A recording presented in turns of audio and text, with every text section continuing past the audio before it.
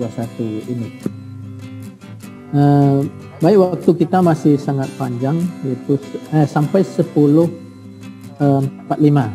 Jadi ada beberapa bahan diskusi atau tanya jawab, dan sini sudah saya pilah menjadi 3 yang dapat memberikan masukan atau memberi arahan tentang pertanyaan-pertanyaan tersebut.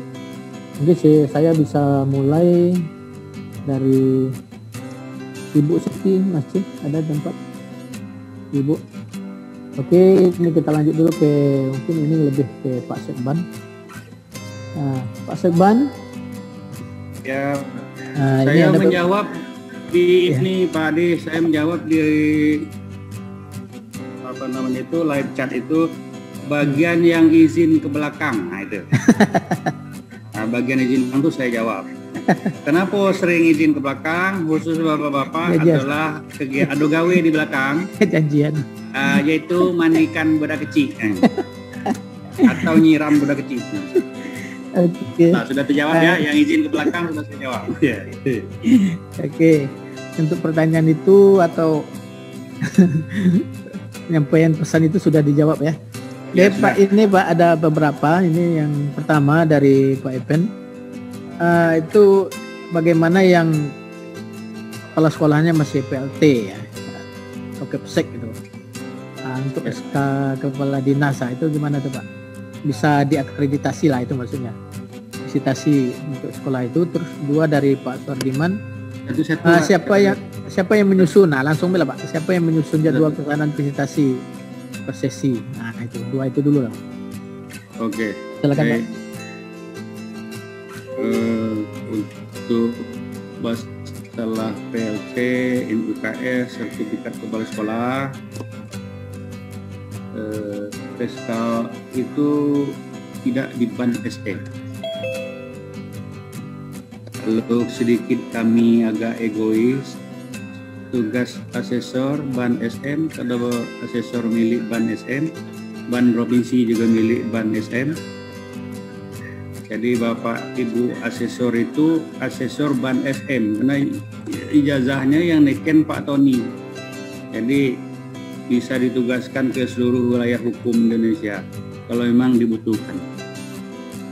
Jadi kalau agak egois kami menjawab masalah PLT, masalah NUKS, masalah sertifikat kepala sekolah bukan ranahnya BAN SM. Karena kita adalah SPME. Ya, masalah mutu internal itu di BAN SM. Itu kalau kita mau egois. Tapi untuk menjawab pertanyaan ini tetap kami jawab Pak, sebatas yang kami tahu. Kalau salah mohon koreksi dan tambahkan oleh yang lain yang lebih paham. Kalau PLT, minta segera Bupati meng-SK-kan yang definitif. Itu jalan keluarnya. SM tidak bisa menyurati Bupati, Bapak dan Ibu Bupati, cepat SK-kan PLT banyak tuh untuk kepala sekolah. Karena ini mau diakreditasi, itu tidak bisa. Nah, beda dapur. Kalau masalah kepala sekolah yang tidak punya sertifikat, ikut diklat. Sebelum diangkat, didiklatkan. Yang sudah diberi penguatan. Regulasinya ada, lembaga yang mengelolanya ada. Nah, kok seenteng itu? Iya benar, kalau kita ngikuti regulasi. Yang jadi masalah karena stakeholder yang ada tidak mengikuti regulasi. Terutama yang berada di satu saat pilkada, selesailah itu. Nah, itu, Mas, kasih tahu, gak usah mau. Nanti timbul masalah di kemudian hari. Yang susah kan Bapak Ibu juga, kita pun ikut mikirkannya. Karena yang pikirkan bukan ke sekolahnya, tapi budak-budak yang belajar di sekolah tuh. Supaya ijazahnya sah. Kalau yang guru itu apalagi yang diangkat nomor 54 tahun, 6 tahun lagi pensiun, selesai. Kalau anak-anak yang di sana panjang kelanjutannya, apalagi jenjang SD. Berapa ijazah yang tidak sah nanti kalau si itu tamat, sekolahnya tidak terakreditasi. Kan ke situ masalahnya. Kampanye kan itu. Wahai Bapak dan Ibu guru, laki-laki dan perempuan, jangan sampai memalukan jenis kelamin ya. Jangan mau jadi kepala sekolah di PLT kan kalau tidak punya sertifikat. Nah, seperti itu. Tuh. Kalau tidak punya sertifikat, terus tidak punya NUKS, terus PLT. Nah, sekali lagi kami akan, itu bukan ranahnya Ban SM. Ngadu saja ke dinas, ngadu ke bupati, rame-rame, demo, bukan demo, menyampaikan aspirasi. Jangan berdebat, tapi berdialog. Berdialog, supaya kita tidak goblok. Itu yang pertama ya. Salah NUKS. Terus Pak Adi yang kedua, pertanyaan Pak Suhardiman. Oh belum kelanjutannya. Apakah nanti ini bisa diakreditasi atau tidak? Secara tertulis dari Ban SM belum ada. Tapi dalam tayangan YouTube, dalam diskusi-diskusi, dalam media-media elektronik, memang Pak Tony Toharudin, Ketua Ban SM, masih melakukan amnesti untuk butir 2 IPM itu. Tapi secara tertulis belum ada. Nah, kita ini kan berdasarkan fakta. Fakta hukumnya itu kalau sudah diangkat ke permukaan tentu ada bukti tertulis. Kita tinggal menunggu itu. Kalau diskusi dengan APSI, dengan Pengawas Madrasah Nusantara, untuk kelompok guru, PGRI, apalagi IGI, dan segala macam, dan organisasi profesi lainnya yang terkait dengan pendidik, Pak Tony bicara, yang saya saksikan, baik saya yang terlibat langsung di webinar itu maupun saya lihat melalui tayangan YouTube, memang dikatakan akan ada amnesti. Karena keterbatasan kemampuan pemerintah mengalokasikan anggaran untuk melaksanakan diklat tadi. Baik itu diklat calon maupun diklat penguatan. Jadi kita ini kan masih punya hati, di samping memang fakta yang harus kita lihat. Kayak gitu ya Pak, siapa tadi? Jamaluddin. Pak Epen Hadi tadi Pak. Pak Epen Hadi ya? Ya. Ya. Yang kedua Pak, yang nyusun Pak. Yang nyusun. Ya. Jadwal pelaksanaan visitasi. Jadwal pelaksanaan visitasi Pak. Yang nyusun maksudnya itu di saat visitasi. Ya. Umpamanya dari jam sekian sampai jam sekian kepala sekolah gitu ya, itu maksudnya. Hah? Siapa yang menyusun jadwal pelaksanaan visitasi per sesi di satuan pendidikan selama 2 hari? Iya, berarti itu Pak. Bukan begitu Pak Ketua. Iya, sekolah berapa lama dengan guru berapa lama, mungkin gitu ya. Yang ditanya Pak Suhardiman ini aktivitas asesor di sekolah. Iya, begitu ya. Sepertinya itu. Ada di chat nih. Coba ulangi Pak Adi pertanyaannya. Pertanyaan beliau, siapa yang menyusun jadwal pelaksanaan visitasi per sesi di satuan pendidikan selama 2 hari? Ya, aktivitas ya Pak? Oh ya, aktivitas asesor di sekolah. Pendidikan, ya. Itu asesor Pak.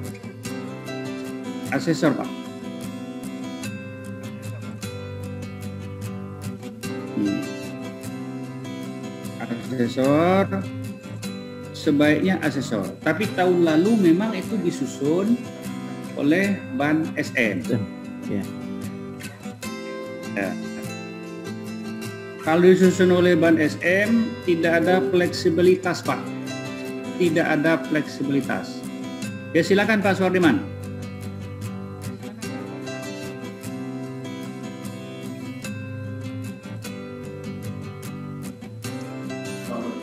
Suaranya Pak. Nggak boleh masuk. Udah masuk ya.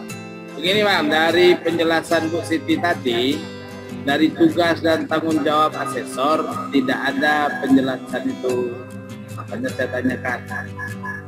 Karena dari tugas dan tanggung jawab asesor tadi kan tidak ada siapa yang saya tanyakan siapa yang mengatur jadwal per sesi di 2 hari atau di 3 hari tersebut. Terima kasih.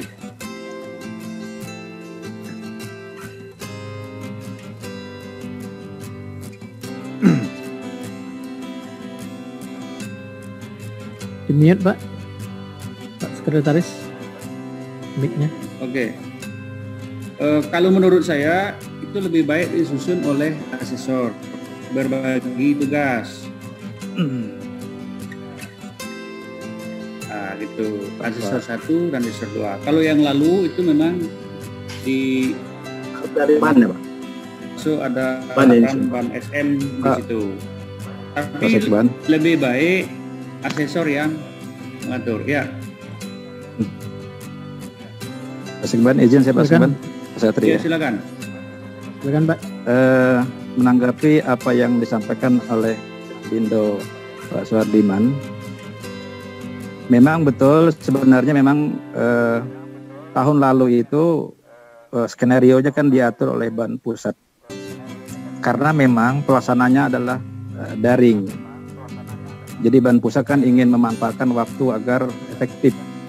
Makanya diatur sedemikian rupa, bahkan ada panduan daringnya, supaya pelaksanaan visitasi betul-betul efektif dengan waktu yang terbatas tapi efektif.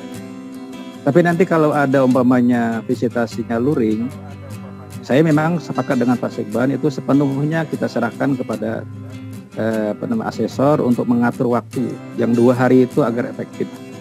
Nah nanti jadi kemarin memang diatur karena memang itu daring. Jadi bahkan Zoom-nya pun kan diatur kemarin. Tidak masing-masing menggunakan Zoom. Diatur oleh Ban SM Jambi yang mengatur Zoom supaya efektif. Kami juga memantaunya lebih mudah. Bapak Ibu juga melaksanakan visitasi pun juga efektif sehingga target kita betul-betul tercapai. Mungkin itu Pak Sekban tambahan kan. Oke. Cukup Pak yang itu. Baik, kalau ya Pak Sekban. Saya lanjutkan, masih ada Pak. Ya, jadi Ibu Siti masih ada, Ibu Siti? Ibu Siti masih ada. Ibu Siti? Ada. Oke. Masih Pak. Kalau Ibu Siti mau nambahkan? Ya, masih. Jadi gitu Pak Suhardiman, kalau yang lalu itu memang sungguh terpaksa, seperti itu loh Pak. Kalau yang sekarang karena waktunya terbatas, pengesahan instrumennya mendesak, menunggu SK Menteri. Nah, kalau sekarang kan sudah aman, SK-nya tidak berubah, instrumennya tidak berubah, jadi aman. Diserahkan kepada asesor. Ya. Pak Sekban, ini ada pertanyaannya juga. Ini kayaknya kayak Pak Sekban ini saya rangkum dari 3 orang. Pertama Pak Nuzli, beliau menanyakan jika terjadi penolakan terhadap asesor yang akan melakukan visitasi, apa yang harus dilakukan secara prosedur. Kedua yang dari Pak Edi Satria, apa konsekuensi bagi sekolah yang tidak siap untuk diakreditasi? Ya, yang pertama tadi penolakan, yang sekarang yang tidak siap untuk diakreditasi tahun ini, apakah nilai akreditasinya yang sebelumnya masih berlaku? Nah, gitu. Nah, terus yang ketiga dari Pak Ismianto, tahun lalu sekolah visitasi dengan nilai TT, tahun ini setelah asesmen kecukupan ternyata dinyatakan tidak layak untuk diakreditasi. Nah, tindakan apa yang akan dilakukan terhadap sekolah tersebut? Apakah ada sanksi? Ya, itu agak berkaitan pertanyaannya Pak. Ya. Silakan Pak. Itu sekali 3 uang ya. Kali 3 uang. Ada 3 pertanyaan, 1 jawaban. Bisa. Saya ingat gini Pak Adi. Ya. Kenapa kapal karam? Kenapa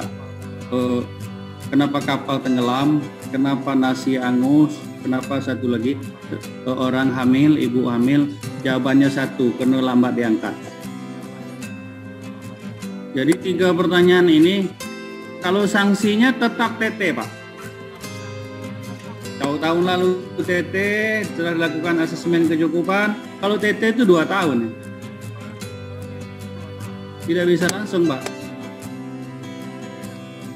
Tidak bisa langsung. Bahkan TT yang 2018 ke bawah sekarang yang disasar tidak bisa langsung. Kalau langsung seolah-olah mengkebiri hak-hak sekolah lain yang belum terakreditasi. Jadi kesempatan yang belum. Kalau tadi sekolah yang tidak siap tetap tidak terakreditasi. Sekolah yang menolak asesor sebelumnya sudah ada sosialisasi, sudah disampaikan. Saya kira tidak untuk yang kondisi sekarang sesuai dengan pos yang baru tidak ada sekolah yang menolak. Cuma mungkin menunda saja waktunya, belum siap minggu ini, minggu depan gitu. Mungkin seperti itu. Tapi alasan tidak siap itu tidak masuk akal. Kalau dokumennya sekarang yang diupload itu jenis dokumennya 108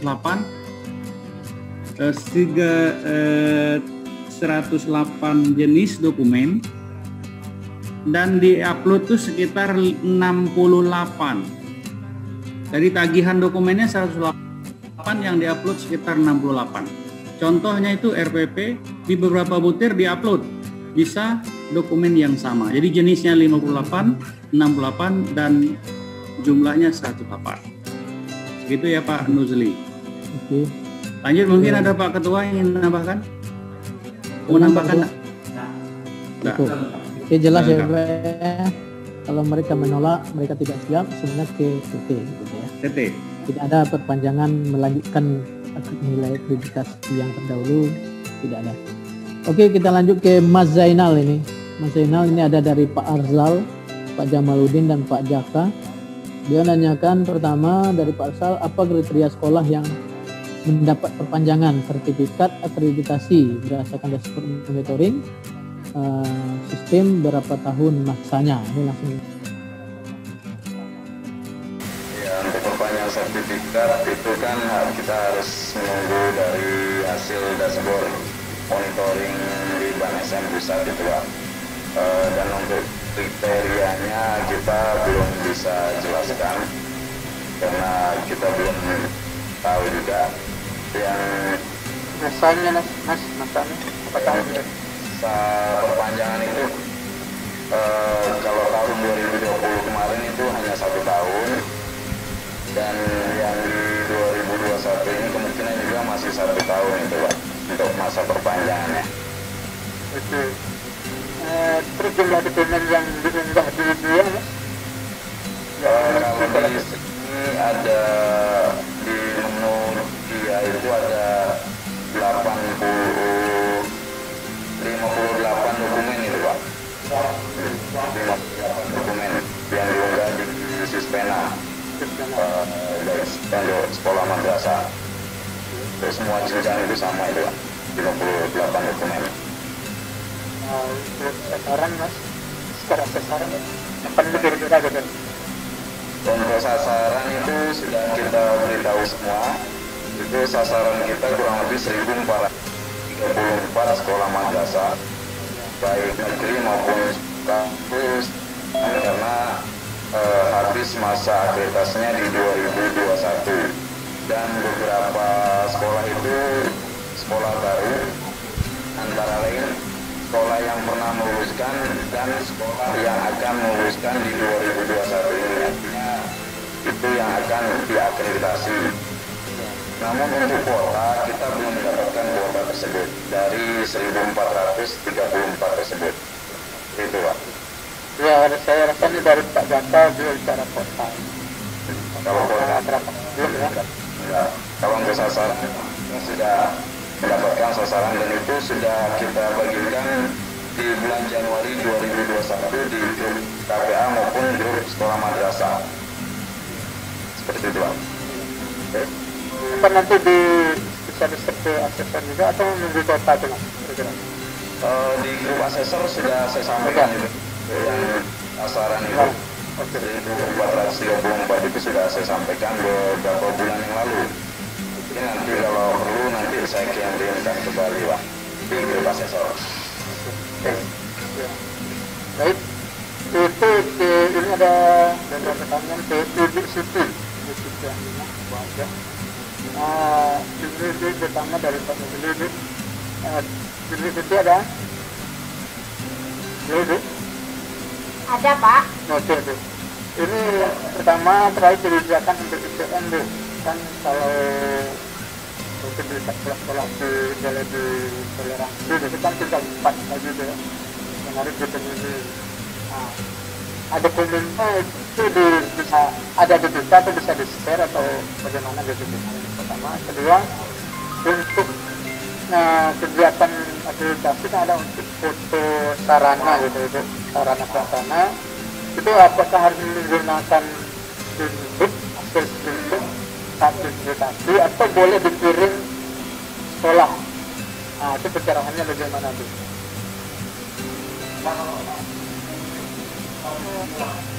Ya, silakan. Pertama tadi, yang kedua ya, masalah foto Ya, ya, silakan.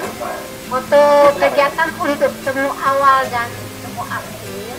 Kalau kegiatannya daring, itu fotonya screenshot, Pak. Ya, screenshot dari pertemuannya saat dia melaksanakan temu akhir. Tapi kalau ketika luring, itu tentu foto, ya kan? Nah, foto bisa video. Tapi yang diminta di sini foto, bukan video, ya Pak ya. Jadi foto temu awal satu saja, foto temu akhir satu saja. Kemudian yang pertama tadi pertanyaannya apa Pak Adib? Yang terkait dengan ICM, dan itu kan ada 5 ya. ICM ya, ICM itu Pak untuk tahun ini hanya 4 karena 1 mendapat pengampunan. ya yang sertifikat kepala sekolah. Nah, yang untuk Sertifikat kepala sekolah itu masih untuk tahun ini dapat pengampunan. Tapi tahun depan belum tahu ya. Tahun ini katanya karena masih pandemi, alasan karena masih pandemi, itu dapat pengampunan, ya sama dengan tahun kemarin. Tahun kemarin kan dapat pengampunan, tahun ini juga untuk sertifikat kepala sekolah. Yang lain tetap, yang 4 lain tetap. itu posisi dokumennya di mana saja? Di Pena atau di yang Itu tentunya di pena di dia Pena Pak. ya, ya di dia ya. Yang dijelaskan oleh Mas Zainal. Ya, Pada aplikasi pena nanti akan dijelaskan oleh Mas Zainal. apa-apa Ya. aja ya. Oke, Bu. Terus saya lagi Bu dari beliau Pak. Pada saat akreditasi kita tidak dibenarkan berbagi tugas. Maksudnya yang terkait dengan tugas kelompok itu atau dengan atau teknis yang paling efektif untuk adaptasinya Bu. Supaya lebih optimal hasil. Nah, nanti teknisnya Ibu bisa jalankan saran atau bagaimana?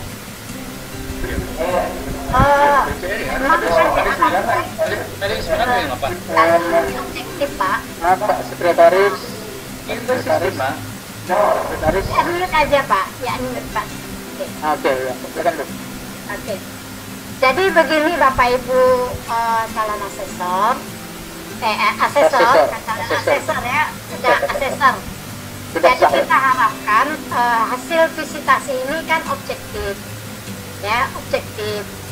Oleh karena itu, apalagi ini kan kita visitasinya daring, kan kebijakannya sebagian, misalnya asesor 1 nanti dapat butir 1 sampai butir 13, ya enggak? Atau butir 15, atau butir 17. Nah, berarti asesor 1 hanya tahu mutu guru dan mutu lulusan dan proses. Sedangkan manajemen asesor 1 tidak menguasai nanti. Nah, sedangkan asesor 1 harus menginput nanti nilai juga untuk manajemen, kan begitu. Nah, itu pertama. Yang kedua kan nanti perlu diskusi atau klarifikasi data. Nah, nanti hasil klarifikasi data ini kan akan divalidasi oleh asesor lain dari kabupaten lain. Nah, kalau terjadi semua jawabannya sama, berarti kan akan ada ulang, ya visitasi ulang. Nah, jadi jangan sampai itu terjadi visitasi ulang. dari hasil validasi, karena dia tidak valid, datanya tidak valid. Kalau semuanya sama nanti kan, karena mereka berbagi, otomatis kan sama nanti jawabannya, semuanya sama. Nah, jadi datanya nanti bisa tidak valid, karena kan sudah dikasih tahu oleh Pak Haris tadi, bahwa apapun data yang akan kita isikan itu kan dimonitor oleh Ban SM. Nah, jadi kita harapkan supaya tetap objektif, laksanakanlah semua proses itu dari butir satu sampai butir terakhir itu dilaksanakan secara independen oleh setiap asesor itu. Jadi asesor satu tetap melaksanakan penilaian dari butir satu sampai butir terakhir. Asesor 2 juga melaksanakan butir 1 sampai butir terakhir. Begitupun proses observasi, wawancara maupun angket, ya, telaah dokumen, laksanakanlah masing-masing asesor. Nah, kalau tekniknya, misalnya untuk ini kan daring, nah observasi